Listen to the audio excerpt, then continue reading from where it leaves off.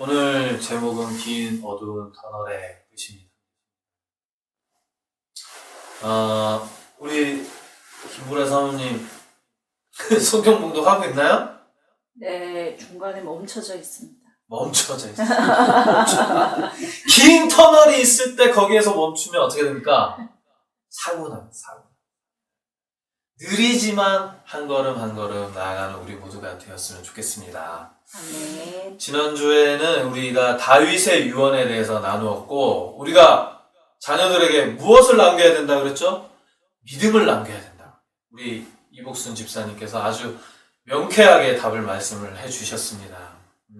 그리고 다윗의 유언의 첫 번째, 하나님께 단단히 매여 있으라. 솔로몬에게 그렇게 말씀을 했죠.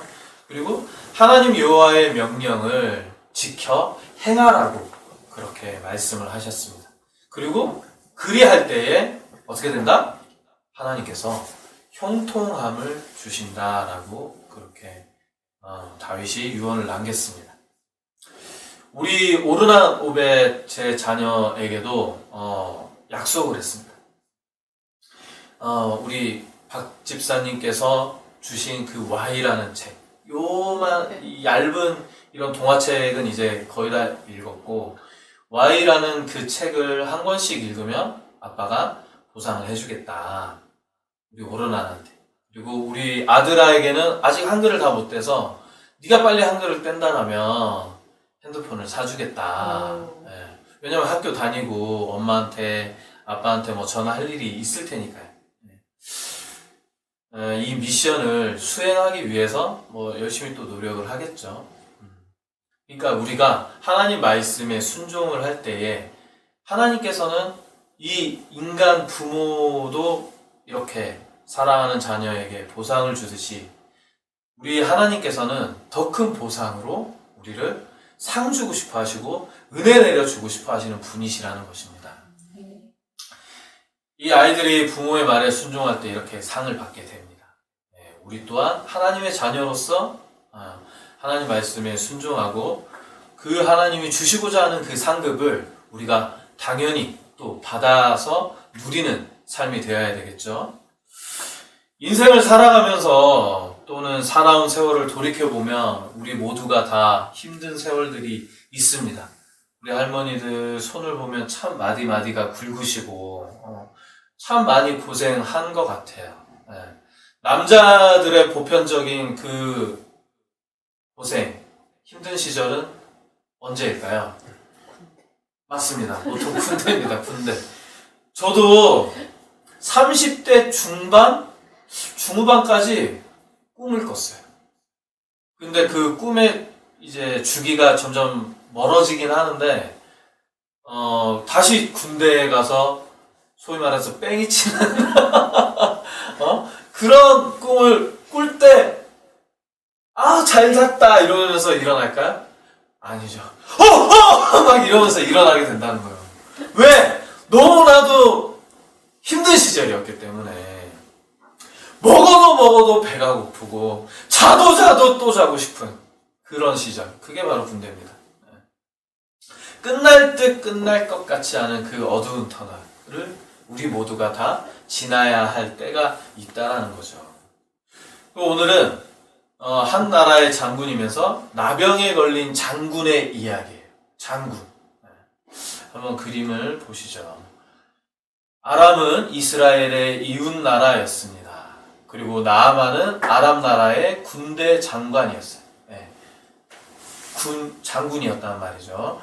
임금님은 왕은 나아만을 자랑스럽게 여겼어요. 그러나 그는 불쌍했습니다. 왜? 문둥병자가 되었거든요. 나병이라고도 하죠. 나아만의 집에 있는 어린 여종이 있었습니다. 그 이스라엘에서 잡혀온 여종이었는데요. 소녀가 나아만의 아내에게 말을 했어요. 장군님이 우리나라의 이스라엘의 엘리사 선지자에게 가면 문둥병을 고칠 수 있어요. 소녀는 하나님을 믿는 믿음이 있었던 소녀였습니다. 정말 문둥병을 고칠 수 있단 말이냐? 나아만의 아내는 나아만의 아내가 얘기했네요. 있단 말이냐? 아내는 놀라면서 말했어요. 그럼요, 고칠 수 있어요. 나아만의 아내는 남편에게 소녀의 말을 전했어요. 나아만 장군은 고개를 끄덕였어요. 병을 고칠 수만 있다면 당연히 이스라엘로 가야지. 엘리사를 만나야지 하고 가기로 결심을 했습니다. 그래서 나아만 장군은 임금님 왕에게 갔어요. 이스라엘 나라의 엘리사에게 가면 제 문둥병을 고칠 수 있다고 합니다. 그래, 어서 다녀오거라.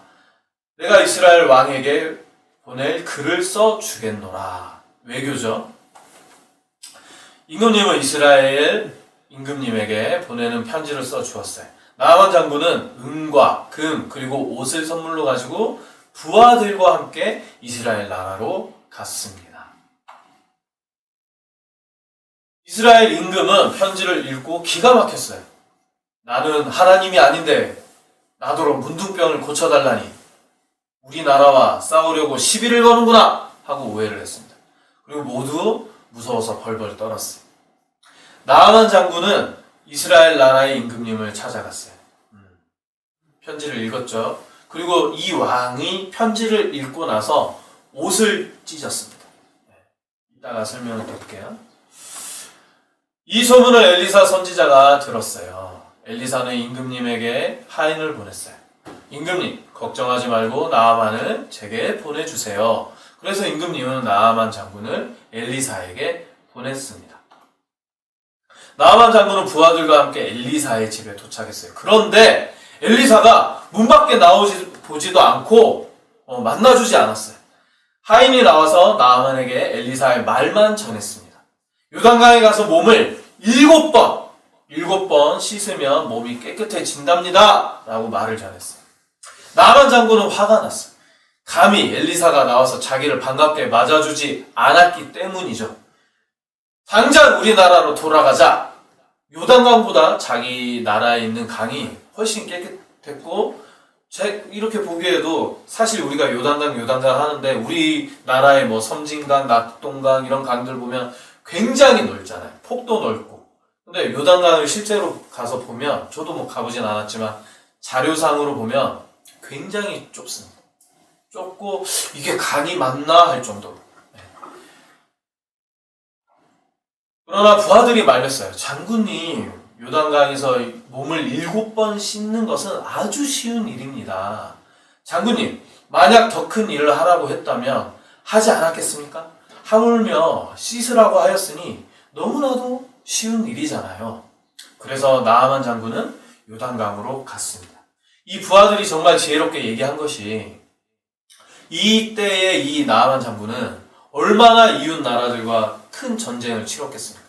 그 전쟁보다 몸을 요단강에서 7번 씻는 일은 뭐 사실 일도 아니라는 거죠. 이렇게 설득 끝에 나아만 장군은 요단강에 들어갔어요. 1번, 2번, 3번, 4번, 5번, 6번, 7번 6번째 들어갔으나 조금도 달라진 것이 없었는데 나아만 장군은 실망스러웠지만 7번째 물속으로 들어간 이후에 몸이 깨끗이 씻겨졌다는 것입니다. 어린아이의 살처럼 깨끗하게 되었다. 문둥병이 고침을 받았다 하고 모두가 기뻐 소리쳤습니다. 나아만 장군은 부하들과 함께 엘리사 선지자에게 다시 찾아갔어요. 이번에는 엘리사를 만날 수 있었어요. 내가 이제 이스라엘의 하나님만 참 신인 것을 알았습니다. 그러면서 나아만 장군은 감사하다고 거듭 인사를 했습니다. 나아만 장군이 엘리사에게 말했어요. 여기 감사의 선물을 드립니다. 그러자 엘리사 선지자가 말했어요. 나는 절대로 선물을 받지 않아요. 하나님께서 당신의 병을 고쳐주셨기 때문입니다. 엘리사는 끝까지 선물을 받지 않았습니다. 나아만 장군은 엘리사에게 약속했어요. 이제부터는 오직 하나님께만 제사를 드리겠습니다. 이렇게 해서 나아만은 문둥병을 고침받았을 뿐만 아니라 하나님을 믿게 되었습니다. 그래서 기쁘게 자기 나라로 돌아갔다고 합니다. 아멘. 여기 사건을 이렇게 보자면 등장인물이 있죠. 엘리사가 맨 마지막에 나오긴 했지만 이 엘리사라는 사람은 이스라엘의 선지자, 예언자, 선지자였던 사람이고 엘리야의 제자였습니다. 엘리야의 제자였고 우리 예수님께서 오병이어의 기적을 일으키신 것 같이 이 엘리사도 그와 비슷한 이적을 행하신 분이고 또 그거 말고도 참 많은 이적을 행한 예언자, 선지자, 대선지자라는 것이죠. 그리고 또 나아만 장군이 나오죠. 오늘의 주인공이죠. 나아만 장군은 아람 나라의 장군이었고 그리고 이 사람이 문둥병, 나병에 걸려서 이스라엘에 오게 될 수밖에 없었죠. 이 문둥병은 우리나라에도 옛날에 문둥병이 굉장히 많이 이제 걸렸고 레위기에 따르면 이 나병, 문둥병은 부정함의 상징입니다. 그러니까 더러움 그리고 불결한 그런 병으로 여겨지고 있어요. 그래서 접촉을 금지하고 성경 말씀에 따르면 죄악으로 여겨져서 그 사람이 아주 멸시받고 천대받고 그만큼 나병 환자는 사람 취급을 해주지 않은 자들이었습니다. 그러니까 얼마나 이 나병이라는 그 병 하나가 사람을 절망 가운데로 이끄는지 몰랐던 거죠. 그러니까 이 나아만 장군은 얼마나 그 낫고자 하는 마음이 간절했겠습니까? 그런데 이 간절한 마음도 있었겠지만 나아만 장군이 정말 대단한 것은 이스라엘에서 잡혀온 그 계집종, 성경에서는 계집종이라고 나와요. 이 소녀의 말을 들었다라는 거죠. 과연 이 한 나라의 장군으로서 이 노예의 신분인 그리고 나이도 많지도 않아요. 이 어린아이의 말을 듣기가 쉬웠을까요? 결코 쉽지 않았을 것입니다.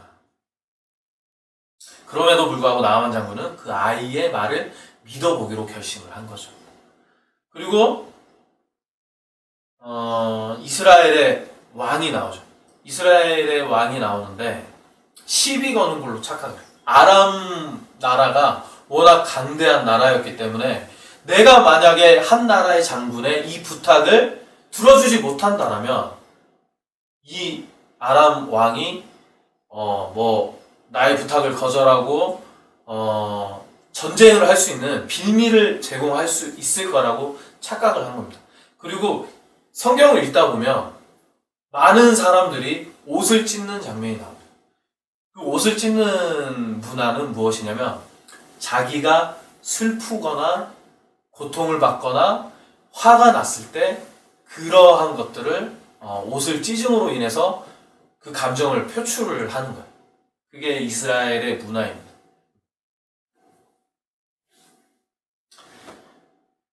그러니까 이 나아만이라는 자가 이 왕 이스라엘을 어떻게 보면은 정치적으로 외교적으로 마음만 먹으면 쥐락펴락 할 수 있는 그 정도의 힘을 가진 자라는 거죠. 그러니까 굉장히 권위가 있는 자였다라는 것입니다. 그리고 선지자 엘리사가 나오는데요. 엘리사가 처음엔 나아만을 만나주지 않습니다. 그리고 말만 전하고 나아만은 당연히 화가 나죠. 이렇게 권위 있는 사람을 천대해 하고 나아만이 화를 내게 됩니다. 당연히 화가 날 수밖에 없죠. 나는 이렇게 대접받고 나 이렇게 높은 사람인데 감히 작은 나라의 선지자 주제에 나를 무시해? 이렇게 분을 낼 수가 있다라는 것이죠. 하지만 나아만은 이렇게 3번의 그리고 이제 부하들이 장군님을 달래가면서 쉬운 일이니까 강에 들어가 보시라 하고 얘기를 하죠. 이 나아만은 이렇게 3번의 순종을 통해서 문둥병이 나았다라는 것입니다.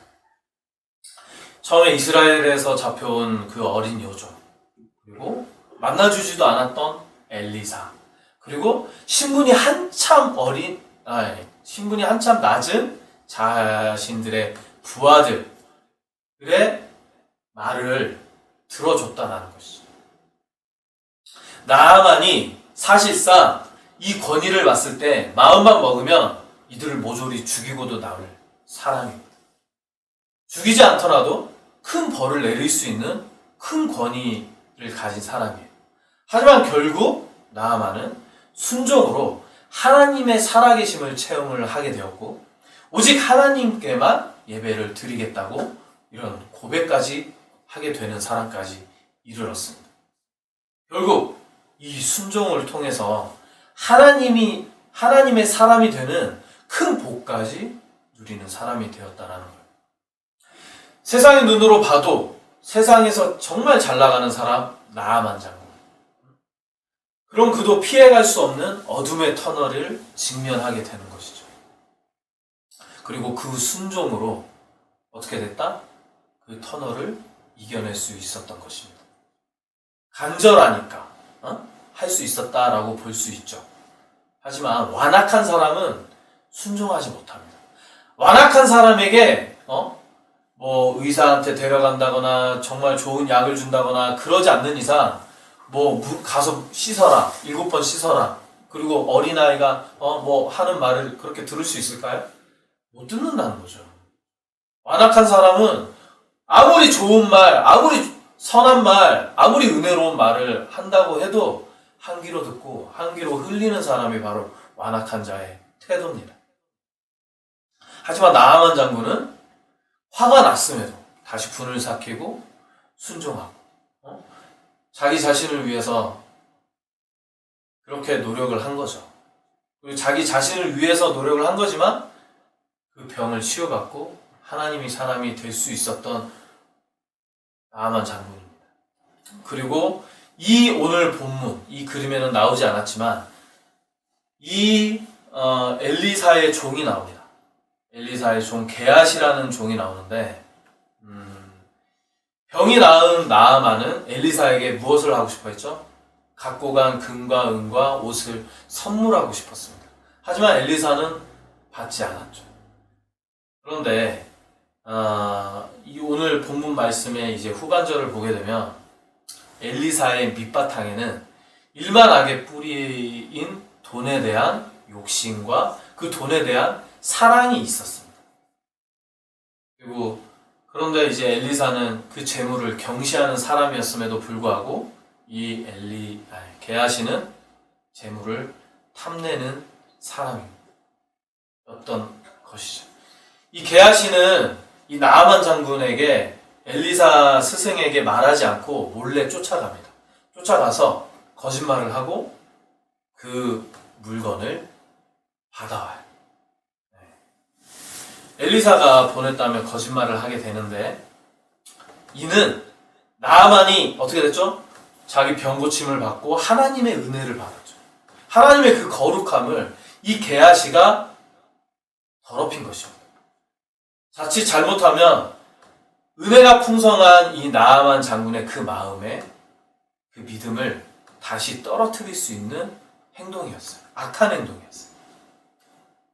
나아만의 그 신앙이 흠집을 낼 수 있는 우려가 되는 행동이었습니다.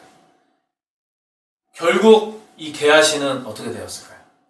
거짓말을 했고 엘리사는 다 알고 있었고 나아만의 그 문둥병이 게하시에게 옮겨가게 됩니다.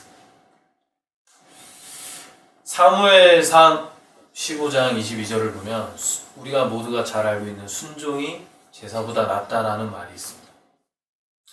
우리 어린 종을 보면 이 어린 종이 그 말을 하기가 쉬웠을까요? 결코 쉽지 않았을 것입니다. 부모님과 떨어져서 지금 딱 보니까 우리 오르난 정도 돼 보이는 거예요. 그냥 어린 종으로만 나오고 성경에는 이름조차 나와 있지 않아요. 그럼에도 불구하고 용기를 내서 하나님의 복음을 전한 선교사의 역할을 한 사람입니다. 이것을 보고 원심적 선교라고 하고 디아스포라라고 하는데 내가 있는 지역, 내가 있는 나라에서 국한된 것이 아니라 저기 이방 나라에 가서 이방인들을 위해서 복음을 전하는 것을 원심적 선교 디아스포라라고 합니다. 이 어린아이가 얼마나 힘들었을까요? 부모님과 떨어져서 지내고 얼마나 보고 싶을까요? 형제, 자매, 부모가. 그리고 얼마나 힘들었을까요? 잘 알지도 못하는 이런 집에 와가지고 종살이 하는 게. 그럼에도 불구하고 자기 주인이 어려움에 처해지자 하나님의 복음을 전했다라는 것. 굉장히 큰 믿음의 자녀인 것입니다. 그리고 나아만 3번의 순종으로 그는 하나님을 영접했고 또 복을 누렸고 부와 권력 다 가진 자가 되었죠. 하지만 주변에 말에 귀 기울이고 그 말에 순종했고 실행을 했습니다. 그리고 어땠죠? 당연하게 받아들인 게 아니라 감사한 마음으로 그 마음까지 표현을 하려고 했어요. 참 권위가 있으면서도 인간적인 사람으로 보여집니다. 그리고 마지막에 게하시가 나왔죠. 게하시는 어떻습니까? 가장 능력이 있는 엘리사 선지자 옆에 있음에도 불구하고 이 3명의 등장인물 중에 가장 믿음이 떨어진 행동을 했어요. 하나님께 늘 예배드렸을 것이고 엘리사의 그 은혜로운 말씀을 항상 나누어 받았을 것입니다. 그리고 누구보다도 하나님과 가까이 지낸다고 생각했을 것입니다. 하지만 결국 하나님 말씀에 순종하지 못하는 행동을 했기 때문에 나병에 걸리고 말았죠. 여러분들이 보시기에 누가 영적으로 가장 깨어있는 사람 같습니까?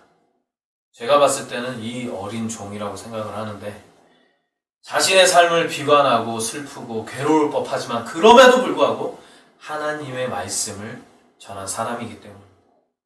우리도 이 어린아이와 같이 영적으로 깨어 있어야 할 때입니다. 게하시와 같이 계산하고 더 욕심내게 된다면 우리 역시 그 징벌을 피하지 못할 것입니다. 더욱이 교회를 다니고 또 직분을 가지고 있으면서 하나님을 입으로만 섬기는 자들이 너무나도 많아요. 이 세상에. 또 그런 목회자들도 너무 많고 그런 자들을 참된 믿음의 소유자라고 할 수 없을 것입니다. 이러한 자들의 터널은 그 끝이 보이지 않을 것입니다. 하지만 나아만과 같이 자신의 권위를 내려놓고 하나님의 말씀에 순종하고 그럴 때에 그 터널 끝은 반드시 눈부신 빛을 보게 되리라 믿습니다. 나만의 순종을 보면 비교적 쉬워 보이죠. 그죠? 7번 뭐 그냥 강의 가서 씻는 게 뭐가 어려워. 아무나 다 할 수 있는 순종 아니야? 네, 맞습니다. 누군가에게는 누군가의 그 긴 터널을 통과하고 있을 때 하나님께서 누군가에게는 나아만과 같이 쉬운 순종을 요구할 수도 있고 또는 나아만보다 더욱더 힘든 순종을 요구할 수도 있고 나아만 보고 7번 요단강에 가서 씻으라고 얘기를 했지만 누군가에게는 3번이 될 수도 있고 누군가에게는 15번이 될 수도 있습니다. 하나님께서 어떠한 순종을 원하고 바라시는지 말씀하시는지 우리가 영적으로 깨어 있어야 그 말씀에 순종할 수 있는 것입니다. 어떠한 순종을 요구하시든지 간에 그 말씀에 따라서 나아만과 같이 꼭 순종하는 우리 충청교회 여러분들 되시길 소망합니다. 그리고 엘리사가 나아만을 만나주지 않았죠. 그 이유가 무엇일까요? 교만해서? 자존심이 상할까봐? 상대방을 모욕을 주기 위해서? 우리나라 사람이 아니니까? 아닙니다. 정결법에 따르기 위해서입니다. 하나님께 제물을 바칠 때에도 어떻죠? 우리가 다 이제 봤지만 흠없는 제물을 드려야 되잖아요. 그리고 제사장들의 정결법은 어떻죠? 시체를 만지지 말아야 되고 가까이 하지 말아야 되고 털을 깎지 말아야 되고 나시리는 어떻죠? 독주를 멀리해야 되고 또 머리에 삭도를 대지 말아야 되고 시체를 가까이 하지 말아야 되는 이러한 정결법들이 있었던 것입니다. 이러한 정결법을 지키기 위해서 엘리사는 나병에 걸린 이 나아만을 만나줄 수가 없었던 거예요. 그리고 나서 나아만이 깨끗하게 나병이 치유를 받고 나서 엘리사는 그제서야 나아만을 만나 주었던 것입니다. 또한 하나님은 우리의 아픔을 다 씻어 주시기를 원하십니다. 그러기 위해서는 내 잣대와 내 고집과 내 아집을 내려놓아야, 또 어린아이의 말일지라도, 하찮아 보이는 사람의 말일지라도 하나님이 보내주신 그 사람의 말에 귀 기울이고 순종할 때에 우리의 길고 긴 어둠의 터널을 지나게 될 것입니다. 아까 방금 전에 정결법에 대해서 말씀을 드렸는데, 우리가 이렇게 영적으로 깨어있고 또 하나님 말씀에 순종할 때에 우리가 정결해질 수 있는 것. 그래서 하나님이 부정한 우리의 영혼을 만나 줄 수 없다가 우리가 그렇게 순종하게 될 때 하나님께서 비로소 우리를 만나실 수 있다라는 것입니다. 빛을 향해 앞으로 나아가기만 하면 됩니다. 그 순종이 무엇인지 우리가 세세하게 어려워 보일지라도 큰 목적으로 보자면 너무나도 쉬운 순종입니다. 우리가 서로 사랑하고, 우리가 선을 행하고, 내 욕심을 내려놓고 하나님 말씀에 순종하면 되는 것입니다. 그 중에서 우리가 무엇보다도 순종해야 할 것은 바로 영적으로 깨어 있어야 하는 것인데요. 신앙생활을 하면서 우리 모두는 아브라함이 될 수 없고, 또 모세가 될 수 없고, 이 나아만처럼 될 수가 없고, 또 바울이 될 수가 없죠. 신앙의 역사 속에서 우리는 어쩌면 이 땅에 이름 없이, 이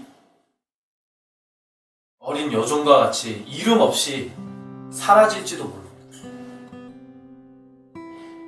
나아만 장군의 집에 있던 이 이름도 모르는 여종이 없었더라면 나아만의 병이 낫지 않았을 것이죠. 당연하죠. 이 지역에도, 그리고 우리 거창 지역에도, 또 내가 아는 사람들, 가족들, 친척 중에도 하나님께서 이름을 모르시는 분들이 있을 수 있다는 거죠. 하지만 우리가 아브라함이 될 수 없고 모세가 될 수 없고 그 역사에 큰 이름을 적히지는 못할지언정 우리가 이 소녀와 같이 내 주변 사람들에게 복음을 전할 때에 하나님께서 내 이름을 기억해 주시고 상급을 예비해 주시고 저 천국에서 내 이름이 새겨질 거라는 것입니다. 이 땅에서 내 이름 석자 비록 못 남기더라도 거기에 연연하지 마시고 하나님께서 기억하시는 김보라, 우지가, 박선수 집사님 되시길 소망합니다. 용기 내어서 복음을 전하는 일이 이렇게 영혼을 살리는 일이 되는 것입니다. 어린 종과 같이 복음을 전할 때 어두운 터널을 넘어가고 있는 내가 본 모든 사람의 그 통로가 되는 것입니다. 지금도 그 어두운 통로를 지나가고 있는 사람들이 많을 거예요. 어디에 기댈 데 없고 말할 데 없는 그 사람들에게 우리가 진정한 복음을 심어줄 수 있다라면 우리는 복의 통로가 되는 것이고 그들은 그 어두운 터널의 끝을 달려 빛을 맞이하게 되는 것입니다. 이 얼마나 복되고 귀한 일입니까? 또한 나아만과 같이 이 세상권 내려놓고 순종할 때에 우리가 더욱더 큰 복을 누릴 줄로 믿습니다. 하나님께 쓰임받는 사람, 엘리사와 같이 하나님과 가까운 사람, 그리고 하나님의 음성을 듣는 사람, 하나님과 함께 하는 사람, 우리가 그런 사람이 될 수 있다라는 거예요. 이것이 진정한 축복입니다. 사랑하는 성도 여러분, 우리 모두 영적으로 깨어 있읍시다. 그리고 열심히